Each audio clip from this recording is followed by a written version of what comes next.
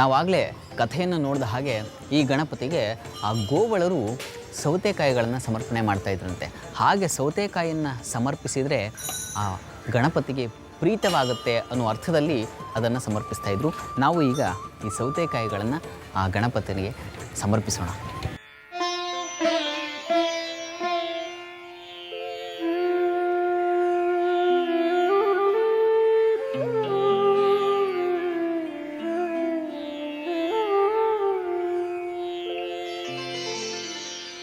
ಈ ಮಹಾಗಣಪತಿಯ ಸನ್ನಿಧಾನಕ್ಕೆ ಬಂದು ನಾವು ಈತನಲ್ಲಿ ಬೇಡಿಬಿಟ್ರೆ ಆತ ಏನೇನನ್ನು ಅನುಗ್ರಹಿಸ್ತಾನೆ ಅನ್ನಲಿಕ್ಕೆ ಒಂದು ಪಟ್ಟಿಯನ್ನೇ ಕೊಡ್ತಾರೆ.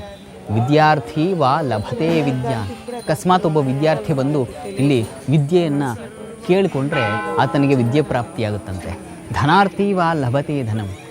ಧನಾಕಾಂಕ್ಷಿಗಳಾಗಿ ಹಣದ ಅಗತ್ಯದಿಂದ ಬಂದು ಇಲ್ಲಿ ಹಣವನ್ನು ಕೇಳಿದ್ರೆ ಧನ ಪ್ರಾಪ್ತಿಯಾಗುತ್ತೆ.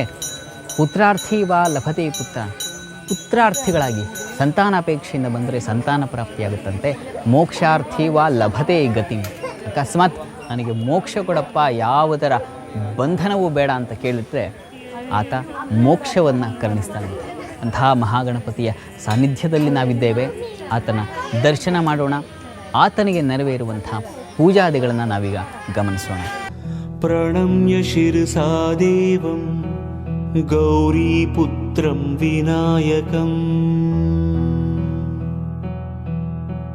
ಭಕ್ತಾವಾಸಂ ಸ್ಮರಿನ್ ನಿತ್ಯಂ ಆಯುಃ ಕಾಮಾರ್ಥಸಿದ್ಧಯೇ. ಪ್ರಣಮ್ಯ ಶಿರಸಾ ದೇವಂ ಗೌರೀಪುತ್ರಂ ವಿನಾಯಕಂ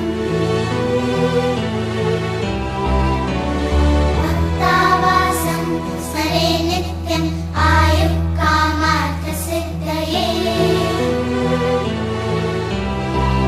ಪ್ರಥಮಂ ವಕ್ರತುಂಡಂ ಚ ಏಕದಂತಂ ದ್ವಿತೀಯಕಂ ತೃತೀಯಂ ಕೃಷ್ಣಪಿಂಗಾಕ್ಷಂ ಗಜವಕ್ತ್ರಂ ಚತುರ್ಥಕಂ ಲಂಬೋದರಂ ಪಂಚಮಂ ಚ ಷಷ್ಠಂ ವಿಕಟಮೇವ ಚ ನವಮಂ ಬಾಲಚಂದ್ರಂ ಚ ದಶಮಂ ತು ವಿನಾಯಕಂ ಏಕಾದಶಂ ಗಣಪತಿಂ ದ್ವಾದಶಂ ತು ಗಜಾನನಂ. ದ್ವಾದಶೈತಾನಿ ನಾಮಾನಿ ತ್ರಿಸಂಧ್ಯಂ ಯಃ ಪಠೇನ್ನರಃ ನ ಚ ವಿಘ್ನಭಯಂ ತಸ್ಯ ಸರ್ವಸಿದ್ಧಿಕರಂ ಪ್ರಭೋ. ವಿದ್ಯಾರ್ಥಿ ಲಭತೆ ವಿದ್ಯಾಂ ಧನಾರ್ಥಿ ಲಭತೆ ಧನಂ पुत्रार्थी लभते पुत्रान् ಮೋಕ್ಷಾರ್ಥಿ ಲಭತೆ ಗತಿಂ. ಜಪೇ ಗಣಪತಿ ಸ್ತೋತ್ರಂ ಷಡ್ಭಿರ್ಮಾಸೈಃ ಫಲಂ ಲಭೇತ್ ಸಂವತ್ಸರೇಣ ಸಿದ್ಧಿಂ ಚ ಲಭತೆ.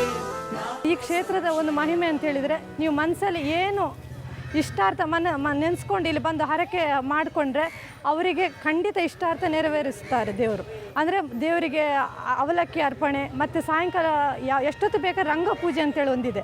ಆ ಪೂಜೆ ಮಾಡಿಸಿದ್ರು ಅಷ್ಟೇ, ನೀವು ಮನಸ್ಸಲ್ಲಿ ಎಣಿಸ್ಕೊಂಡ್ಬಿಟ್ಟು ನೆಕ್ಸ್ಟ್ ಟೈಮ್ ಬರುವಾಗ ಆ ಪೂಜೆ ಮಾಡ್ತೀನಿ ಅಂತ ಹೇಳಿಬಿಟ್ಟು ಹರಕೆ ಮಾಡಿದರೆ ನಿಮ್ಮ ಕಾರ್ಯ ಎಲ್ಲ ಸಿದ್ಧಿಯಾಗುತ್ತೆ. ಮಕ್ಕಳಾಗದವರಿಗೆ ಮಕ್ಕಳು, ಮತ್ತು ಮದುವೆ ಆಗದವರಿಗೆ ಮದುವೆ, ಮತ್ತು ಕೆಲಸ ಸಿಗದವರಿಗೆ ಕೆಲಸ, ಹಾಗೆ ನಿಮಗೆ ಏನು ಆರೋಗ್ಯದಲ್ಲಿ ಏರುಪೀರು ಅಂದರೆ ರೋಗ ರುಜಿನ ಇದ್ದರೆ ಅದ್ರ ಬಗ್ಗೆ ನೀವು ದೇವರನ್ನು ಹರಿಸ್ಕೊಂಡು ಗಂಟೆ ಸಮರ್ಪಣೆಯಲ್ಲಿ ಮಾಡ್ತಾರೆ. ಅದನ್ನು ಮಾಡಿದರೂ ಆ ದೇವರ ಅನುಗ್ರಹ ಎಲ್ರಿಗೂ ಇರುತ್ತೆ. मुदाकरात् मोदकं सदा विमुक्तिसाधकं कलाधरावतं सतं विलासि लोकरक्षकम्.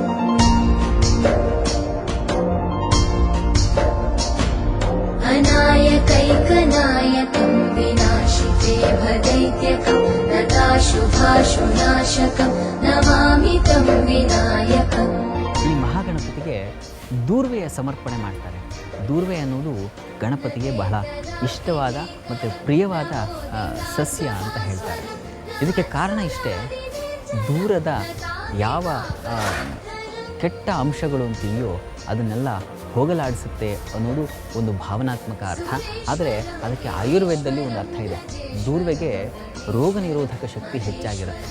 ಹಾಗಾಗಿ ಅದನ್ನು ನಾವು ಅದರ ಗಾಳಿಯನ್ನು ಸೇವಿಸೋದ್ರಿಂದ, ಗಣಪತಿಗೆ ಅದನ್ನು ಸಮರ್ಪಿಸೋದ್ರಿಂದ, ಹೀಗೆ ಅದಕ್ಕೂ ಹಾಗೂ ನಮಗೂ ಒಂದು ರೀತಿಯ ನಂಟು ಬೆಸೆಯುತ್ತೆ ಅನ್ನೋ ಕಾರಣಕ್ಕೆ ಈ ದೂರ್ವೆಯನ್ನು ವಿಶೇಷವಾಗಿ ಗಣಪತಿಗೆ ಹೇಳಿದ್ದಾರೆ.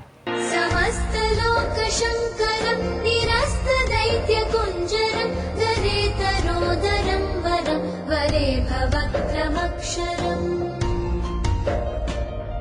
ಕೃಪಾಕರಂ ಕ್ಷಮಾಕರಂ ಮುದಾಕರಂ ಯಶಸ್ಕರಂ ಮನಸ್ಕರಂ ನಮಸ್ಕೃತಂ ನಮಸ್ಕರೋಮಿ ಭಾಸ್ವರಂ ಅಕಿಂಚನಾತಿಮಾರ್ಜನಂ ಚಿರಂತನೋಪಿ ಭಾಜನಂ ಪುರಾರಿ ಪೂರ್ವನಂದನಂ ಸುರಾರಿ ಗರ್ವಚರ್ವಣಂ ಪ್ರಪಂಚನಾಶಭೀಷಣಂ ಧನಂಜಯಾದಿಭೂಷಣಂ ಕಪೋಲದಾನವಾರಣಂ ಭಜೆ ಪುರಾಣವಾರಣಂ.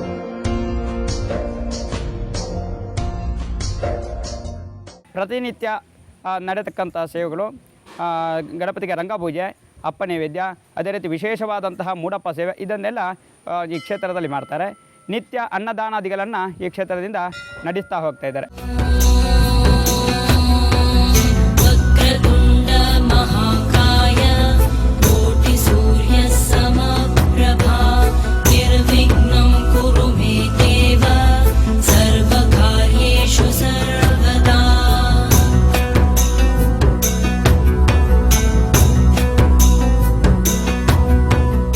ಇಲ್ಲಿ ಗಣಪತಿಗೆ ಅವಲಕ್ಕಿ ನೈವೇದ್ಯವನ್ನ ಮಾಡಿಸಿದ್ರೆ ಭಕ್ತರಿಗೇನೋ ಒಂದು ರೀತಿಯ ಸಮಾಧಾನ. ಹಾಗಾಗಿಯೇ ಬರುವ ಭಕ್ತಾದಿಗಳೆಲ್ಲರೂ ಕೂಡ ಅವಲಕ್ಕಿ ನೈವೇದ್ಯವನ್ನ ಮಾಡಿಸ್ತಾರೆ. ಇಷ್ಟಕ್ಕೂ ಈ ನೈವೇದ್ಯ, ಅವಲಕ್ಕಿ ನೈವೇದ್ಯ ತಯಾರಾಗುವಂತಹ ಬಗೆ ಹೇಗೆ ತಿಳಿಯೋಣ ಒಂದು ಪುಟ್ಟ ವಿರಾಮದ ನಂತರ.